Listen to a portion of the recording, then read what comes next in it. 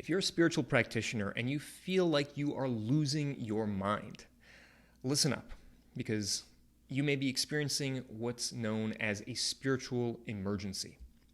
In this video, I'm going to talk about the difference between spiritual emergence and spiritual emergency, how to identify one from the other, and what you can do to navigate these intense experiences.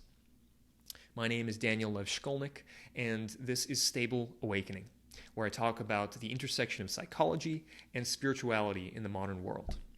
Find out more about me and how to work with me at the link in the description. So, spiritual emergency. This is a term that was coined by Stanislav and Christina Grof back in the 70s and 80s. And there were psychologists that started to work with people that were taking a lot of psychedelics and doing psychological exploration into different states of consciousness. And what they noticed was that sometimes the expansion of consciousness would be nice and smooth. It would be a gradual kind of opening, and something new, a new kind of life would start to emerge in that person. But sometimes things could get really intense, and that is something that they called a spiritual emergency, where it becomes so overwhelming that the person can't even show up to work, can't even live their lives as they used to. They are essentially, it looks like they're going crazy. So I want to take a moment to talk about these two kinds of states and these two experiences, and I think they're particularly important today because so many people are practicing spirituality independently. More and more people are experimenting with psychedelics and different spiritual practices, and they're often doing this independently or not with a spiritual teacher or any kind of community that can help support them as they go into the more intense and sometimes scary or destabilizing areas of spiritual practice. So I want to start off with definitions that Stan and Christina Grof gave for spiritual emergence and emergency.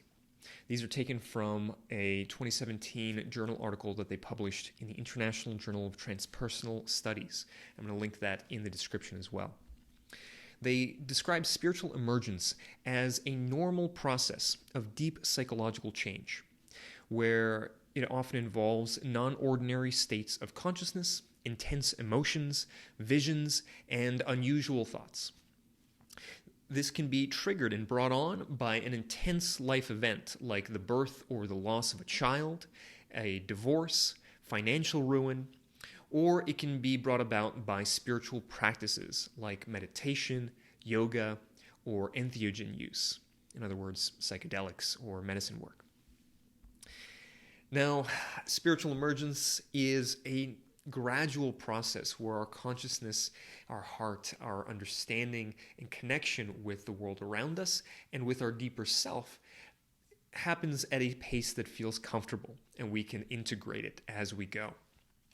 Spiritual emergency, however, is much more intense. They describe it like this. It is an expanded state of consciousness that can be overwhelming and can fragment our self-structure. In other words, our ego, our understanding of ourselves. And it leaves the individual distressed and destabilized until the experience can be accommodated or integrated. And the symptoms of a spiritual emergency can appear psychotic. Symptoms can include hallucinations, delusions, disorganization. You can't understand the world or yourself anymore, and it feels like you're going crazy. Stan and Christina Grof actually said that this is not an uncommon process, especially as you get into more advanced psychospiritual development. The crisis of a spiritual emergency is considered normal and often sometimes even a necessary part of psychological healing and development. But it doesn't mean that it's easy.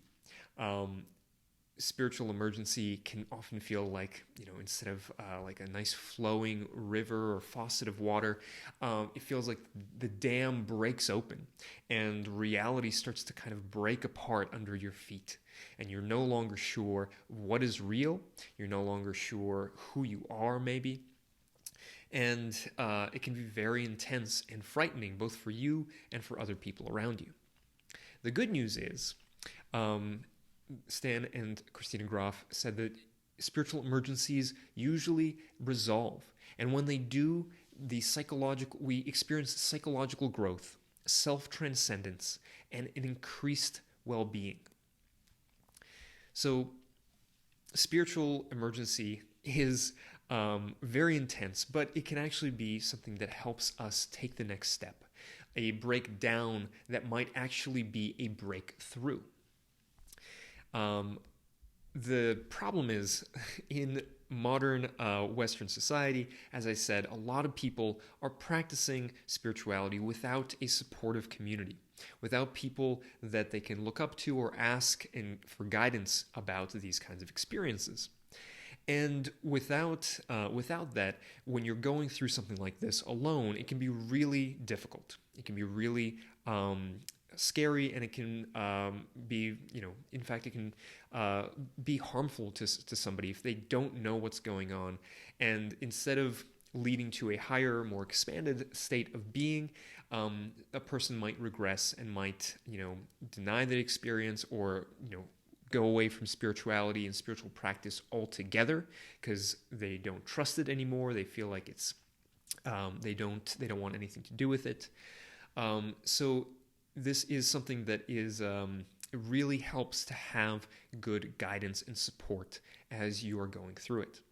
And it also is important to have the kind of guidance that prevents you from getting into something that is maybe a little too intense too quickly. Now, there's something that I should mention here, which is that it's really important to keep in mind that not everything that appears psychotic, is necessarily a spiritual emergency. It could also be psychosis. Distinguishing between these two is a really important thing, and it's not something that's easy to do, especially because a lot of the symptoms look very similar. If you are experiencing a spiritual emergency or maybe a psychotic event, it's really important that you go and see a specialist about this, particularly somebody who is a transpersonal psychologist. Transpersonal psychology is the type of psychology that understands the spiritual dimension of human life. It is going beyond just the personal, going beyond just the ego that we typically perceive ourselves to be, and understands the larger world that we are a part of. A lot of contemporary psychology in the West is very good on the horizontal level. Ram Dass, who originally named Richard Alpert, was a Harvard psychologist to begin with, and later became the spiritual teacher named Ram Dass. He talks about these two axes, the horizontal and the vertical. And psychology, as it's typically practiced in the West, focuses on that horizontal integration, focuses on creating a strong ego that is well adapted to the society that you find yourself in. And it's very important to have a good, strong ego because you need a strong ego in order to be able to transcend that ego. And what the other axis is the vertical axis. And this is going to other states of consciousness. And this is the part of the human psyche and human experience that modern psychology doesn't really have much experience with. It doesn't really do very well at recognizing it or taking it into account into its theories. There are certain theorists and psychologists like Carl Jung and William James who really, early on especially, understood these other dimensions of the human experience.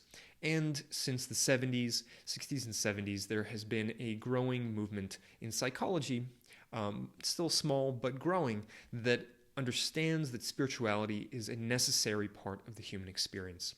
And so if you are currently experiencing something like this, a spiritual emergency or psychosis, I urge you to seek out a transpersonal therapist that can help you distinguish between the two and help you to navigate them. I'm going to put some resources in the description below that will link to different organizations and websites that might help you to navigate and get some help if you're experiencing something like this right now. If, on the other hand, you are interested in working with me, then I would be happy to do that as well. The thing that I specialize in is not emergency or psychosis, but specifically helping spiritual seekers and independent practitioners to expand their consciousness in a gradual way, working on the spiritual emergence and helping them to feel like there's somebody that understands what they're going through, somebody that they can talk to without, seeming like they're talking about craziness, and also to help to do the kind of shadow work and inner soul work and parts work, inner child work that really helps to create that groundwork for the spiritual emergence and consciousness expansion to take place. So if that's something that you are currently interested in and working on, or if you are on the other side of a spiritual emergency and want some help integrating and making sense of what happened, then please reach out to me. You can find a link in the description for to find out more about me and how to work with me. And again, I hope this video has been helpful. Spiritual emergence and emergency, I think we're going to see a lot more of this in the coming years and decades, especially as spirituality and psychedelics become much more popular and normalized in our society. We need to have ways in which we can integrate and navigate these experiences in a way that makes sense for people living in the modern world.